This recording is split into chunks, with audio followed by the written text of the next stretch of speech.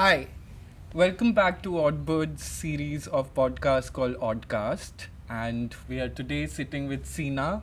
Sina is an accomplished percussionist, composer, uh, educator, and his work blends Persian, Western, and Hindustani traditions to create live music performances. Wi- uh, which we have hosted here at Oddbird many times. Sina, welcome. Glad to be here. Great. Uh, Always.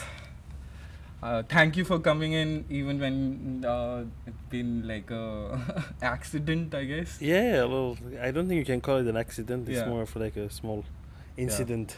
Great. Thank you to making it happen and agreeing for sitting down with us. Uh, Anytime. Sina and I have known each other since I guess 2018. Possibly, yeah. We started working with a series called Hum Nawazi, which is continuing within our new space also. Uh, I guess we had this brief break in between after the pandemic where our orbits didn't collide till last year, Yes. and since then we've been working together. But I wanted to check in with you how last few years have been for you personally, artistically, rhythmically. and Well, I mean, as you know, I was in India until I think like 2-3 weeks before the pandemic Mhm. happened. I went back to Iran to visit my parents, and then next thing you know, I'm stuck there. I Yeah. couldn't, and then the whole world shut down. So it was interesting in a way because I haven't been living with my family since 2007, Mm. and then I went back in 2020, and then suddenly I'm like back to my family Yeah. again, and it was a little bit odd and strange to start living again with my family, but it was a safe space. Mhm. I didn't have to worry about anything. My at that time I was in the middle of my PhD, Okay. and my father was like, both my father and my mom, they were like, this is time for you to. I had already done my research work, field work and whatnot, and I was just supposed to. It was the moment where I start writing my thesis, so Yeah. that's what I did. And I Brilliant. feel like if the pandemic hadn't happened, maybe I would have never finished Finished it. my PhD. Yeah, it was quite a tough one. Yeah. But then I spent time in Iran, and I did a couple of projects there with some Iranian musicians, which was very interesting because I haven't worked that much in Iran. I've worked with a lot of Iranian musicians, but it was very, very refreshing. Hmm. And then, of course, I think a year and a half after that, I came back to Delhi. I think it was August of 2021, if I'm not mistaken, that I came back on a new visa, and came back to basically because I had no work, as it happened with many artists. My work was really picking up. We were collaborating with Oddbird. I was working with a lot of amazing musicians, like the ones that we invited for the first Hamnavazi in the old space, remember? Yes. So those were Ustad Kamkar and Ustad Behtad Babai, who are two of most well-known Persian classical musicians. Ustad Kamkar happens to be from Kurdistan, which is where I am from. Mm-hmm. He played the kamanche, Ustad Babai played the sitar, and I accompanied them on the tombak. Yeah. So things were going really well for me, and then suddenly the pandemic happened, and then it was like hitting a concrete wall with in the speed of 200 kilometers per hour. For me, really, it was like that because Yeah. we were thinking कि एक महीने में खत्म हो जाएगा, Yeah. 3 हफ्ते में खत्म हो जाएगा. It's always been like that. Yeah. Now everything will open. Yeah. And then there was this one day where I got an email from the airline saying that your flight is cancelled. Okay. And then like my upcoming concerts, I had a European tour ahead of me. and then I was supposed to go to South Africa and whatnot. They all started getting cancelled one by one, and then I was like, okay. So when I came back to India after COVID, I didn't think I'm gonna stay here anymore. I was like, this chapter is, of course, India chapter is never closed, will never be closed for me, because India is my home, you know. Yeah. I've spent more time in India than I've spent in Iran, and so I have two homes, you know.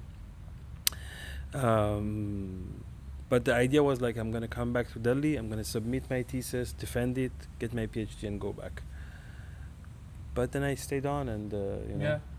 there was still no work, but slowly it picked up, Yeah. and things became normal. Great. Also, I've always been curious, and this is a great time to chat about that actually, because I've always wondered, like, how was your how the music looked and feel during your early childhood, like in context of family, home, community. Was it like a more formal setting that the music was part of your life? It was formal and informal, but it was informal in the sense that I was lucky enough to be born in a family where I was surrounded by artists, starting from my grandparents, my maternal grandparents. My grandmother is so my nanny, basically, she's a carpet weaver. So she makes carpets, and my hometown called Bijar, that's Bijar, is very famous for rugs and carpets globally. Yeah. So these carpets, we call them organic carpets, because there is no chemical things in it. The colors are all plant-based colors, and my grandmother used to make everything herself. So during the shearing season, she would go in the villages and buy wool, sheep wool, and then she had this wooden device that she would do like that, and then turn them into threads, and then go with my grandfather and pick the plants. I remember she would use a walnut peel. Oh yeah. The green The thing. shells? The Or shell? No. The outside. The outside. layer. Outside layer, which is a greenish thing. Yeah. It's very thick. She would use that to get, like, for example, brown color, and then or she would sometimes boil it down to get light brown. So she knew all of that. And then my grandfather was a chef and a musician. He played this instrument, we call it sorna in Kurdish, and it's basically the shahnai. It's the same. Okay. It's very similar. Similar. Then all my aunts and uncles, musicians, painters, calligraphers. My father is a calligrapher. Yeah. He played the duff. So I was born in that family, and so in that sense it was not informal. It was not formal, because I was surrounded by it. So I was curious. I wanted to learn, but it was not really imposed on you. It wasn't imposed on me, but when I asked my uncle, my younger uncle, who's my first ustad, I asked him that I want to learn the tombak. And my first instrument that was bought for me, I think I was maybe 4 years old or 5 years old, and it was a small duff. Okay. Which I broke the day my mom brought it. Yeah. Okay. Because I remember I put two bricks, and I put the duff there, and I want to play with the stick. As opposed to playing it like that, and I just broke the skin. So that was done. And then, so I asked my uncle. I was 7 years old when I asked my uncle. I said, I want to learn the tombak. And he said, no, I'm not going to teach you. So for 2 years, he refused to teach me. Okay. And of course, I was spending a lot of time in his music room. And it was just to give you a picture, it was one of those older style Iranian houses, mud house. Some of them are with brick, but they were like, my grandfather's house was a mud house with a small yard in the middle, which has a garden with a fig tree and grapes. So then the house is around it, like in India also, like the South Indian household. Where the house is built around the courtyard. Courtyard, and every room and every space of the house has an opening towards the Yeah. courtyard. So it was like that. And then Mhm. one of the rooms was the music room, and I used to spend a lot of time there when my uncle was practicing. Mhm. He was playing the tar, the Iranian Yeah. six-string instrument, which is actually in double, so it's three double strings, and he was learning the tombak. And the story of how music came to my mother's family is also very funny, because of course my grandfather did play these Kurdish instruments. He played the sorna, Mhm. but the children didn't really learn from him. My father was teaching one of my aunts calligraphy. Okay. And how my father learned calligraphy is also very interesting, because he was in a village, and there was nobody to teach calligraphy that time. So he used to he one day he finds a newspaper, and in those days, like the National Association of Iranian Calligraphers would print these registration forms on the newspaper. Mhm. So you could just cut the form, Yeah. fill it up, and then put the money for the registration in an envelope and post it to them. Okay. And then they would post you your lessons Oh wow. by mail, you Yeah. know. Yeah, So he yeah. would get his first lesson, and then he learned Yeah. in the village. In his Okay. village, he learned. So almost he was self-taught with like certain kind of syllabus that would come to him. Yeah, and he yeah, would yeah. just And the way it was learn on written, it. and then he would get the columns Yeah. and the ink and all of that. Yeah. And then like my father was he was doing drawing, he was doing painting, and all of that. He was an elementary school teacher. He was teaching art. Mm-hmm. So he was my art teacher in my 5th grade also. And then my aunt learns calligraphy from my father, and then she went to Tehran University to pursue arts, to study arts, plastic arts. Mm-hmm. But one subject was music, so they had to pass one One. subject as music. So she picked up the instrument called setar, the same one that Ustad Babai played, Mm-hmm. and which is historically connected with the Indian sitar. Yeah. And so she passes her exam and all the music exam, comes back and puts the sitar in the basement, Mm-hmm. and never asks about it again. My uncle goes and picks up the sitar, Yeah. and then he continues. So he played the sitar, he learns how to play the tar, he learns how to play the tombak, which is what I learned from him in the beginning.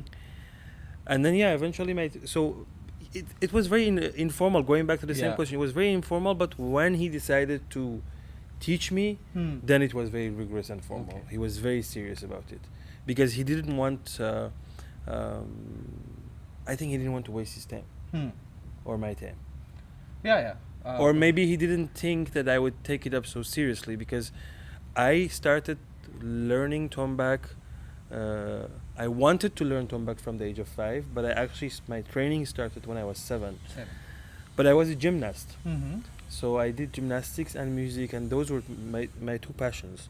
And gymnastics stopped when I came to India, and music Mhm. continued. Mm-hmm. Yeah.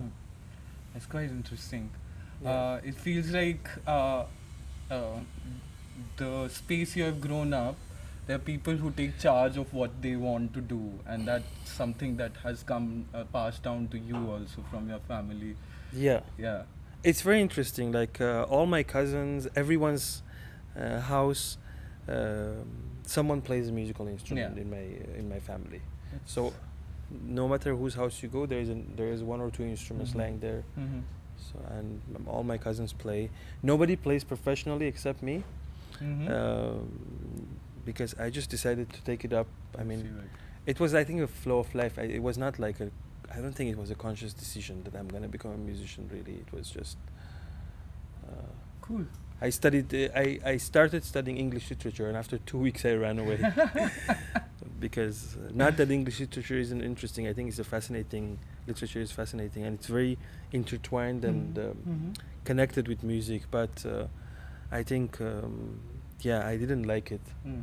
I didn't like the And classes. I guess the calling was towards the musical side. Also. I wanted to study, and I wanted to study Hindustani music, and Yeah. and my mother, she's a English literature professor, so Mhm. she said, "Why don't you study English literature Yeah.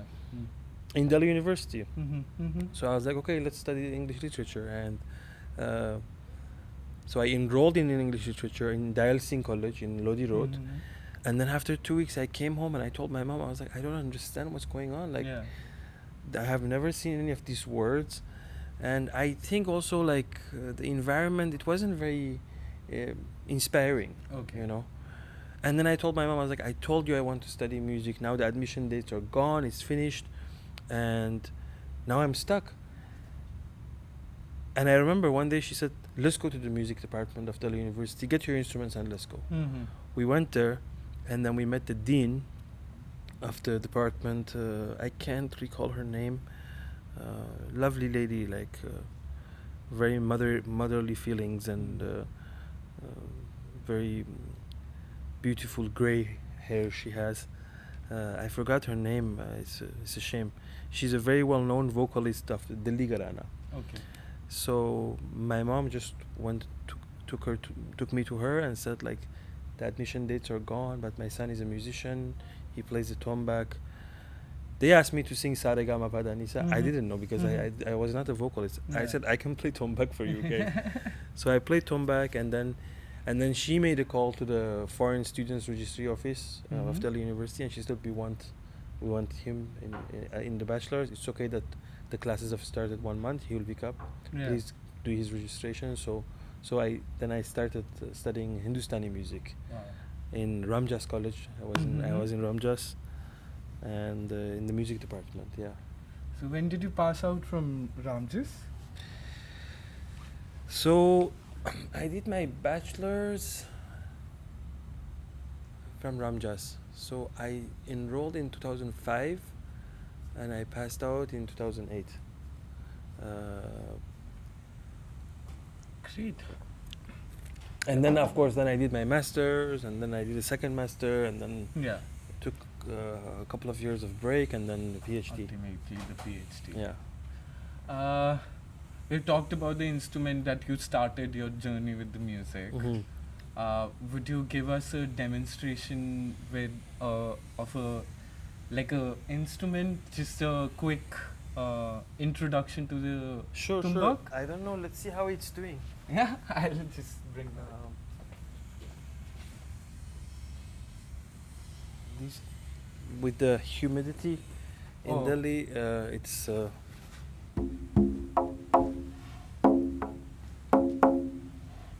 have to readjust the mic. It's not in a good shape. So these are goblet drums. Mhm. These family of drums are goblet Yeah. drums. You know, you have the African djembe, you have the darbuka, which is played in Syria, in Egypt, in Turkey, and the clay version of the darbuka, because darbuka is a metallic Mhm. instrument with the synthetic skin. Okay. But the clay version of it, which is made of clay with natural skin, is called tombak. So that's Doumbek. This is tombak. Tombak. So tombak is basically like any other percussion instrument, like the tabla. Inherently, the tombak is there to give rhythmic structure and provide rhythm and accompaniment to vocal and instrumental music of Mhm. Persian classical music. Mhm. But it's also played in many of the folk regional music. I don't like to use the word folk music, because the term folk music kind of undervalues. Mhm. We always think that classical music is the most advanced, the deepest form of music, but folk music or regional music is as developed and as advanced. In Mhm. fact, classical music of almost all the countries are rooted in the regional Folk. music. Yeah. So it's played in many different. It's played in Kurdistan, in Kurdish music. It has a different style. It's played in Lorestan, in Lori music. The techniques are a bit different, but I learned the classical way of playing it. So you have the bass sound, which is tom, like that, Mm-hmm. and then you have back. That's why it's called tombak. Mm-hmm. So some people say that the name came from the name of those strokes, and some people, there is another story that it comes from the word khommak, which is khommak basically means a vase. Ah. So that's changed into tombak Mhm. during in Mhm. time, yeah. And then you have different strokes. You have like so this is a symmetrical drum. Mm-hmm. Symmetrical in the sense that obviously physically it's symmetrical, but in the sense that all the techniques on both hands are similar. So every stroke that I play on the right hand, I have the same stroke on the left hand, you know. So if I have this here, I have it Mhm. here.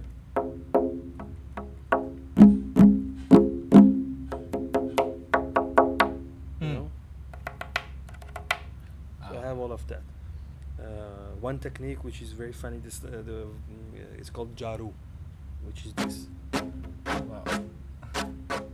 So it can be used in like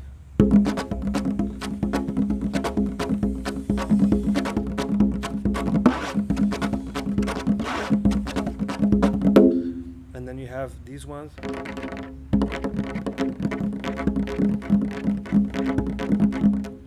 Same can be played with the nail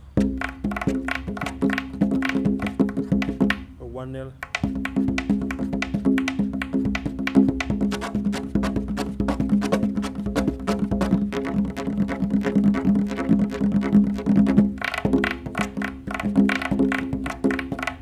So that's just basically one rhythm played with different sound Mhm, textures. mhm. But there are a lot of different compositions. Similar to the tabla, it has compositions that are permutation combinations. So you have a motif, you have a small sentence that you can build upon and expand. Okay. For example,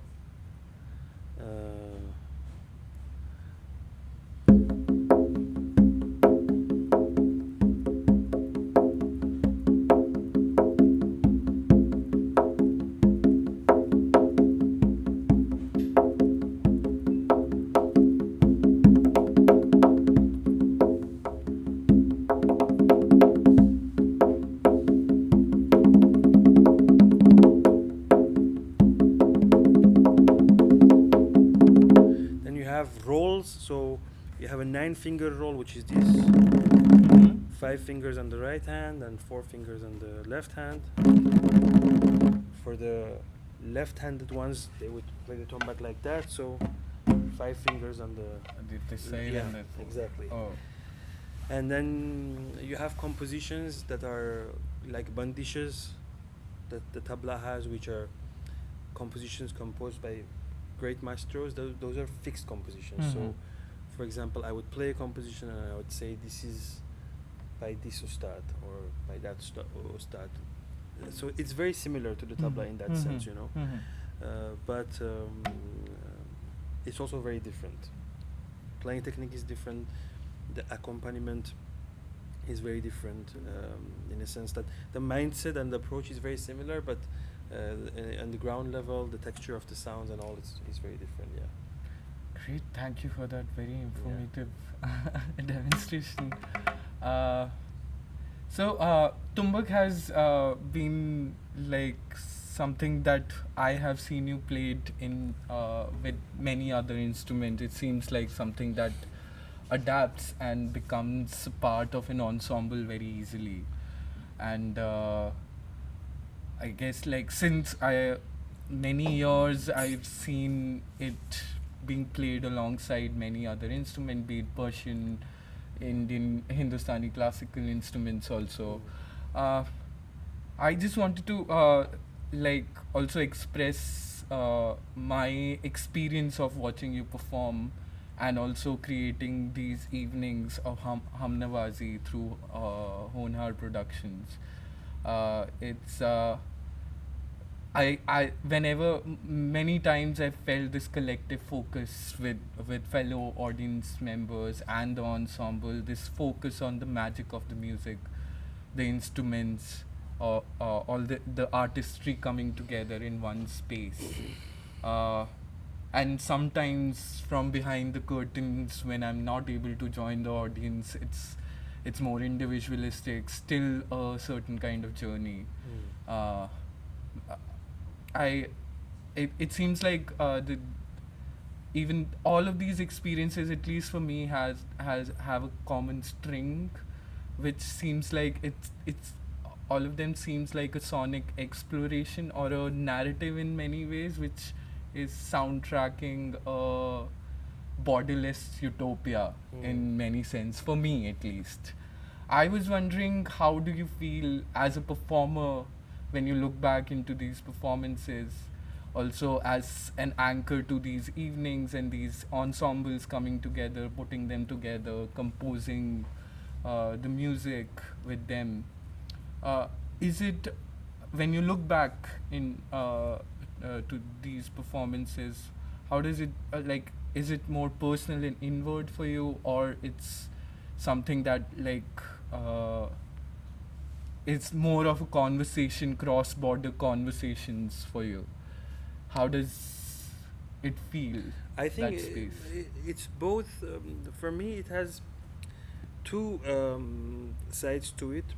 Mm-hmm. One is obviously it's very personal. It's very close. I think every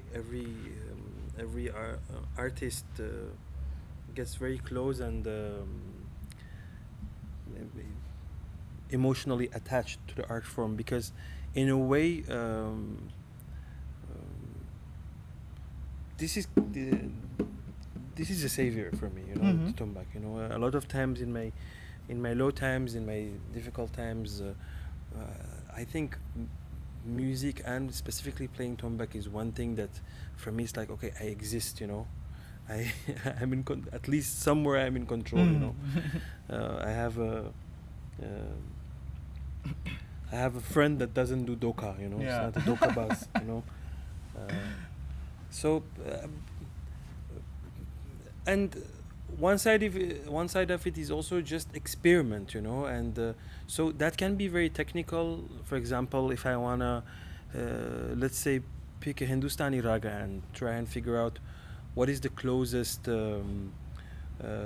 scale, or a gusha or a dastka, which are terms in Persian classical music, what is the closest counterpart for that, and how can we make these two meet?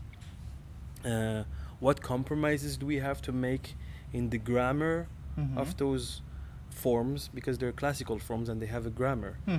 So you have to, when you're presenting them, you have to follow that grammar. Yeah. But when we want to make these two meet, then sometimes we have to make compromises, sometimes we don't have to.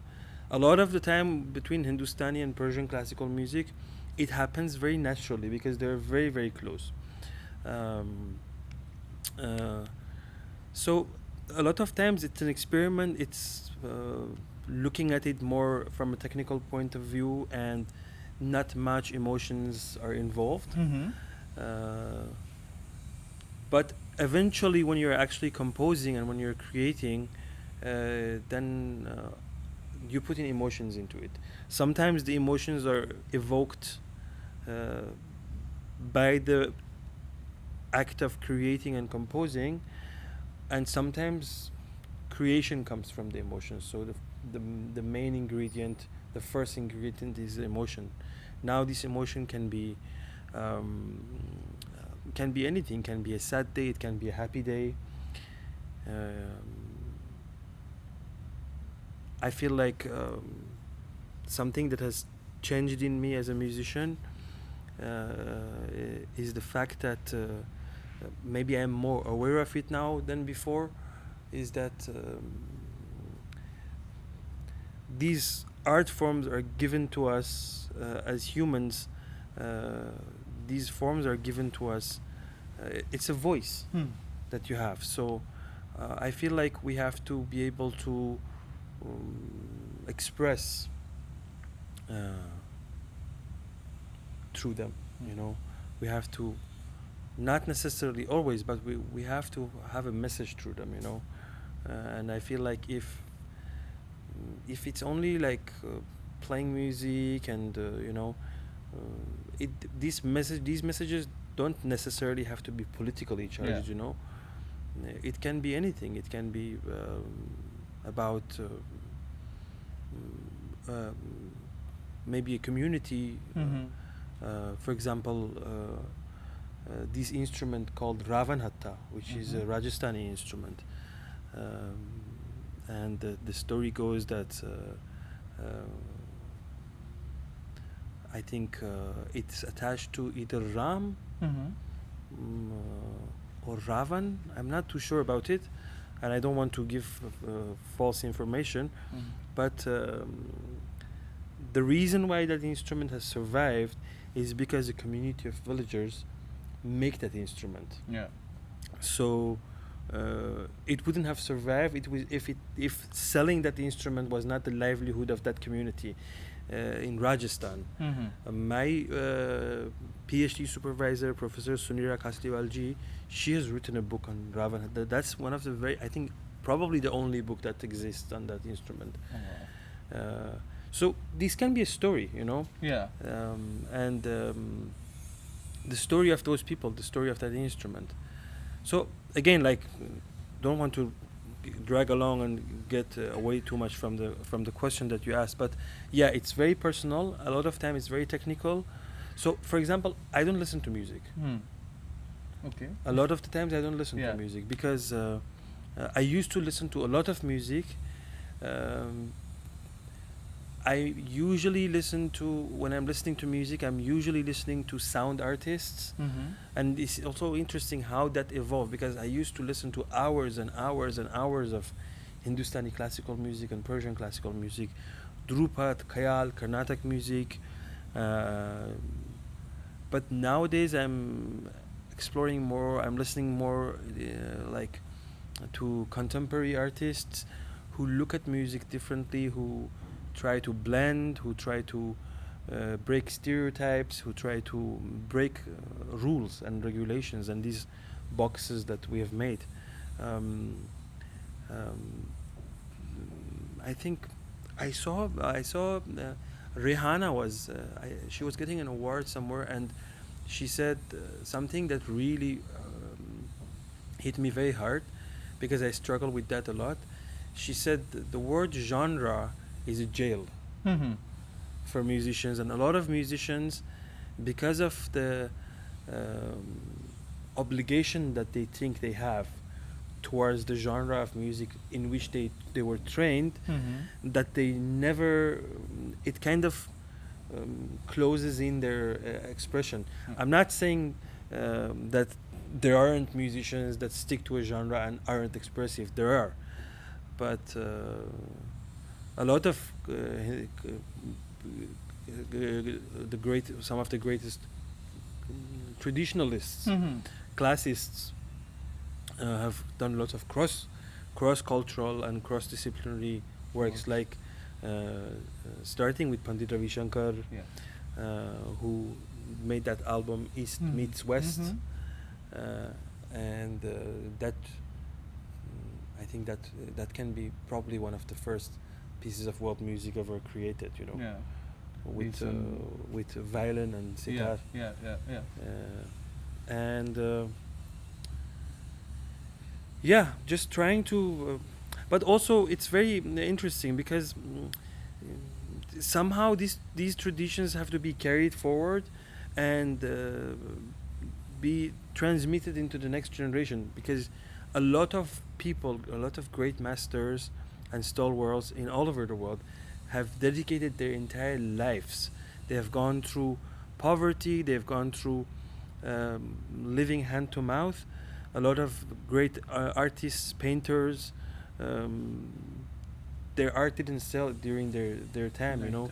A lot of musicians in Iran, some of the greatest musicians who the whole nation knows, who are the identity of Persian classical music, had to sell their instruments at the end of their life to be able to pay hospital bills, you know. So that also brings a responsibility upon us musicians to uh, not only uh, carry forward the traditions intactly, mm, but also be able to pave the way Yeah. for these art forms to continue living. If the art form doesn't evolve with the society, it will die. Yeah.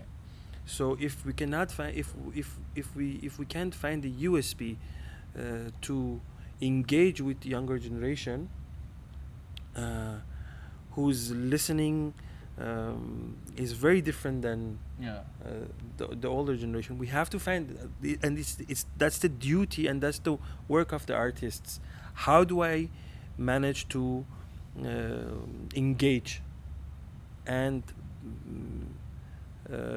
transmit these art forms to my audience? Yeah.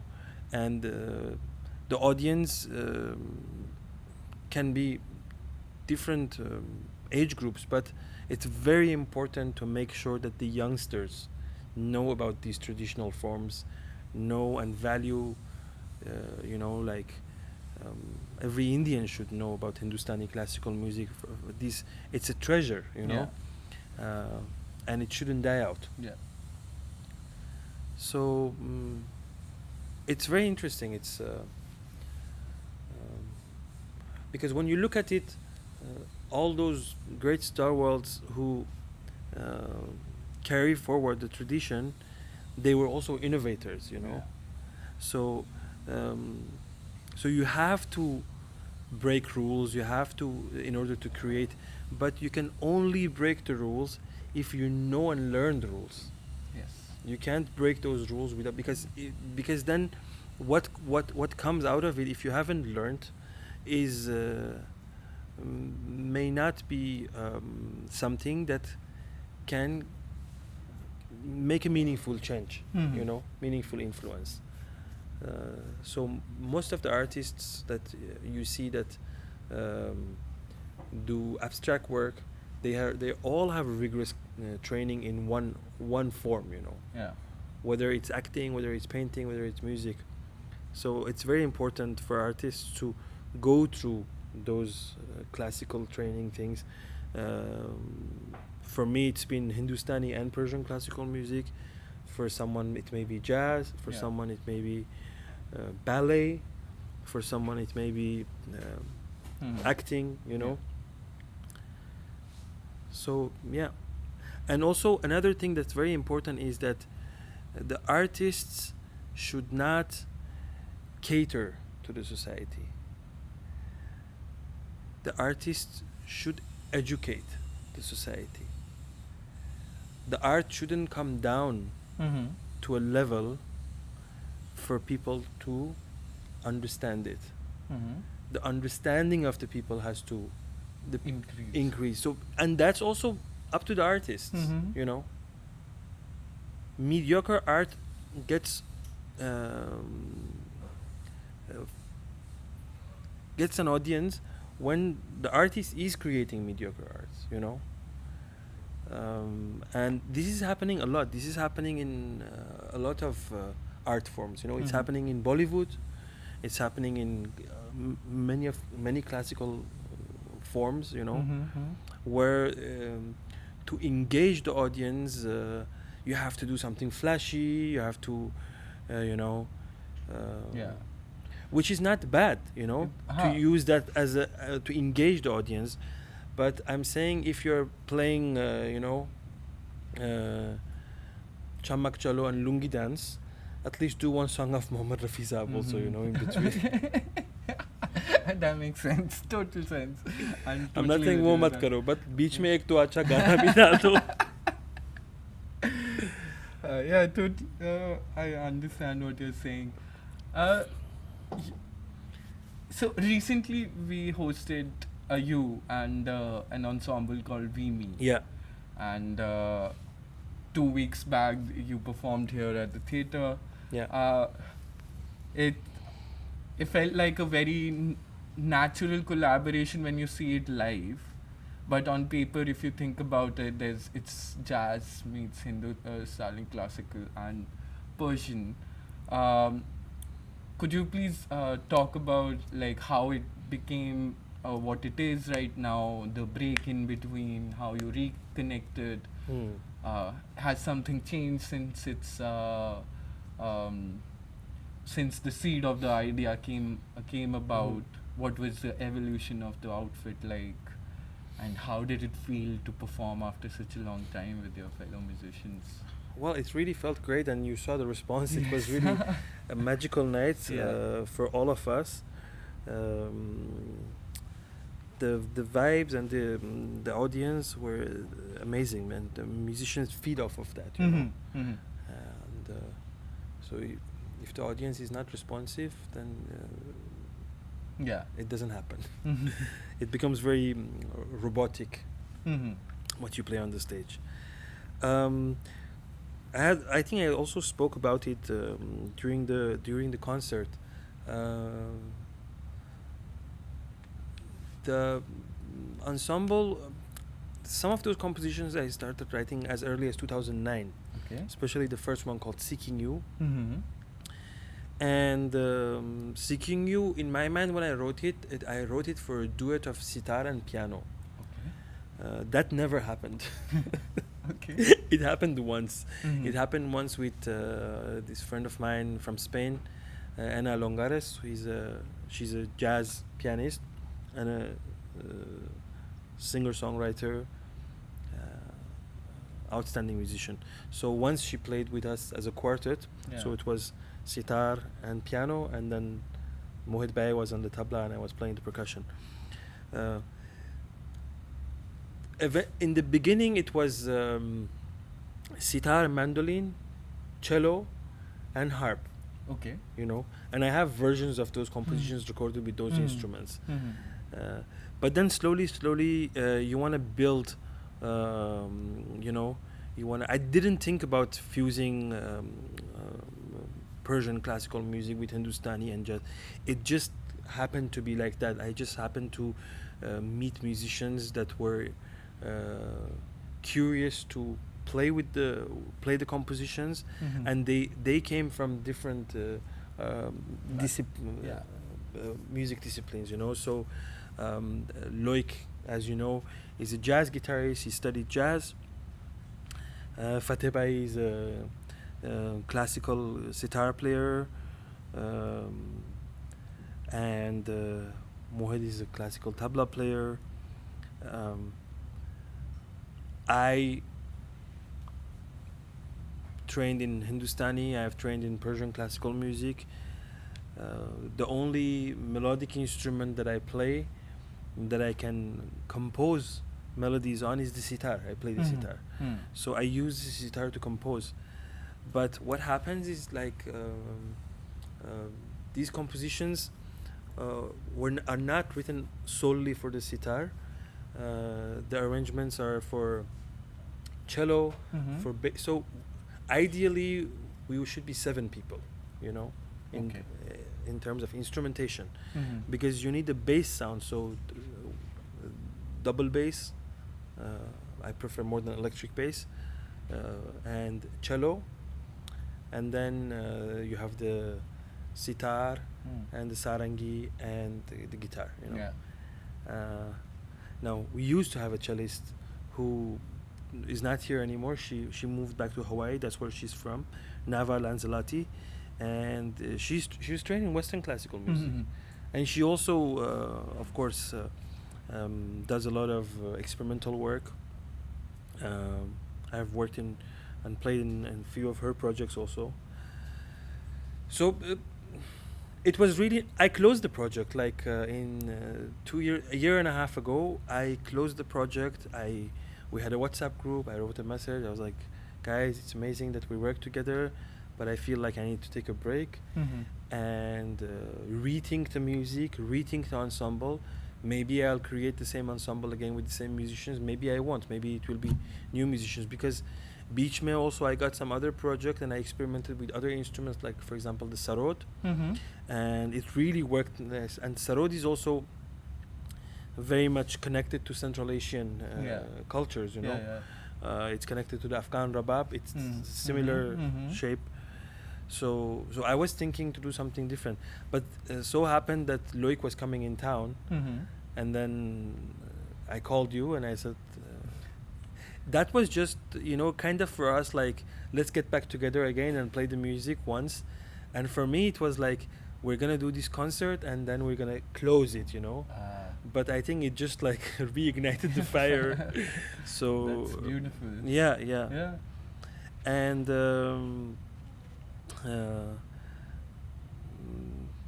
I work with a lot of festivals. I curated for many years, from 2016 onwards. 2016 I was invited to play tombak solo in Tansen Sangeet Samaro, which is one of the oldest classical festivals in India.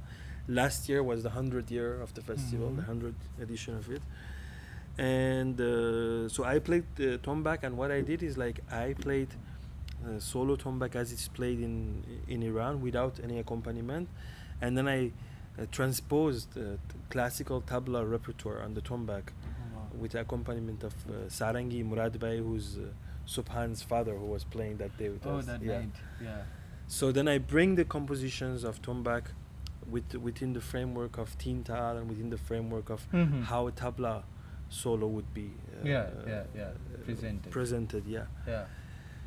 So then I invited many musicians for Tansen Samaro, because I saw some very bad performances of international bands in Tansen Samaro. Okay. Basically, I saw a performance where their instrument was not even tuned, to one another. And then I started working with them, and I started curating for them, and then I worked with Muzaffar Ali Saab, with Jahana Khusro, his festival. I curated for that a lot. I brought a lot of musicians from Iran. I curated for some festivals in Iran, so I invited Indian musicians to Iran. I work with the City Hall of St. Petersburg. Did 3 concerts in St. Petersburg, started working with them, played in Moscow, and then played with a lot of musicians in Europe, in France, in Switzerland, UK. And then going back to what I was saying previously, trying to connect and make a USB for youngsters to reconnect with classical music. And this is not something to be worried about, because Hindustani music and also Persian classical music has a lot of admirers, and a lot of young musicians have done a lot of great work. So there are amazing young virtuosos and maestros of Hindustani and Persian classical music. So for me to kind of bring this into a framework and make it more organized, I decided to bring it all under the tagline of Honar Productions, which is the work I do as a curator, and I'm not necessarily playing in all the events of Honar Productions, but that's just my work as a curator, and it's slowly turning into a music label also. So that's the idea, and also a production house where we'll be doing some documentaries on musicians, on musical instruments. So it's not like an event company, It's for me it's very important that I should try and at least create an impact, So that's why we have the Hamnavazi series with Oddbird, and Hamnavazi means playing together. In Farsi, and Ham, of course, in Hindi is us, and Navazi is like to play. It comes from that. And then we have another series called Young Artists Concert Series, which we would give platform to musicians as young as 20, 22. I've kept the age cap for that at 30. So yeah, so that's all coming together, and again, Oddbird has been really an amazing space. I think what you guys are doing here is really, really amazing. I've always said it. I always encourage people to come to Oddbird for any of the performances. There have been many, many performances here that I wanted to come and be a part of it, but because of being busy or some other reasons, I wasn't able to make it. But I think really this space is also working towards that, making awareness and giving platform to artists, to independent artists, to create and to make expressions on people, you know. It's very important. Thank you for recognizing that. No, of course, it's a great work you guys are doing. It's really somebody has to do that, and you guys are doing it, you know. And to this quality, you know, it's like the space is really nice and the people are lovely, the whole team. I really like working with you guys, and yeah, always happy to play here, always happy to bring musicians here. We have an interesting one coming up. Yes, I was gonna mention that. Yeah. This is gonna be, we're gonna be joined by Dara Bhai and Savai Khan along with Sina next week. Yeah. Very excited about that concert. We're calling it Kurdistan to Rajasthan. Would you tell us a little bit about what to expect from the evening? So, Darabai and me, we have known each other since 2009. Yeah. And we have played in many, many festivals, but never together. Okay. And this event on the 3rd is gonna be the first time we're actually playing a public performance together, ever. Oh, wow. We've played a lot together at home and in Bertax at home and all, but so Darabai and Savai, they're Manganias, you know. Yeah. So Darabai, he plays this instrument called the kamaicha, which is a Rajasthani bow instrument, and he plays it in a way that is like, it feels like it's an extension of his body. That's how easy and seamless he plays it. And he's such a soulful and talented and very, very sensitive musician, coming from a very rich culture. Rajasthan is amazing in many in textile, in food, in music, in literature, handicrafts. It's a very rich land, you know. So the songs that we're going to play, so Kurdistan to Rajasthan. So I'm going to be accompanying them on the tombak and the daf. The rabbi will be playing the kamaicha. He also plays the kartal. Yes. Bapang is that instrument that they put under their thing, and then sometimes they call it bagal bacha also. Quite literally. Yeah. And Savai is a vocalist, but he also plays dolak. So we will have some percussive pieces where it will be only percussion. We'll have mursing or murchang or the juice harp.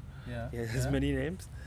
And the Rajasthani style of playing dolak is very, very interesting also. So Savai will be playing dolak. So there are going to be moments where all three of us are playing percussion instruments. There are going to be moments where I am accompanying them, and they're going to present some traditional songs from the Mangania repertoire. And these songs are amazing because each song has a story behind it, you know. So I'm gonna try and keep it interactive because I want to also speak with them during the performance. I want the rabbi to talk about the stories of these songs, and it's going to be Rajasthani songs accompanied by Persian and Kurdish instruments. Now, of course, I'm gonna try and adapt the way a dolak would accompany those songs to try to make it match as much as possible. But I will be playing some Kurdish rhythmic phrases and patterns with them, so that's going to be very interesting. And I'm going to also try and work with them on one or two pieces from Kurdistan, So I don't think they will be able to sing the songs that quickly. Maybe I'll ask the rabbi to learn the words. It will be very funny. But yeah, for example, they have a song about daughter, about the girl, and it's amazing. Because a couple of weeks ago he was in Delhi and we met at a friend's house and we played together. We jammed, and he sang this song and I told him, the rabbi, iska kahani kya hai? Mujhe to samajh nahi aa raha. Can you give me the translation? And it was very interesting. It said it's about the daughter. He will be singing that song for sure because I love that song also, and I'll tell him to give the story. But one of the phrases that it says is like, if you have a daughter at home, then you have to make sure that your house has windows for the light to come in, and for the world to see her, and for her to see the world. And then it talks about just the village life of in their traditional, way of living. Because these musicians, they travel the globe. They're very well known. They've played in Carnegie Hall. They've played in Royal Albert Hall. They've played in some of the biggest concert halls you can imagine, with some of the biggest musicians. But they still are very much the Manganiyas. Like, the world has not influenced them in a good way, you know. I'm not saying that they're very rigorous, and they're very global but also very local. So it will be very interesting. I'm eagerly looking forward to. Me too. He was very excited also, the rabbi. He was very excited. Savai I haven't met. Maybe I've met him once or twice, I don't remember. I think it's gonna be first time that I'm going to meet him. And the rabbi was like, he suggested that let's bring Savai. And so I'm very, very eager to see that. That's very nice to hear.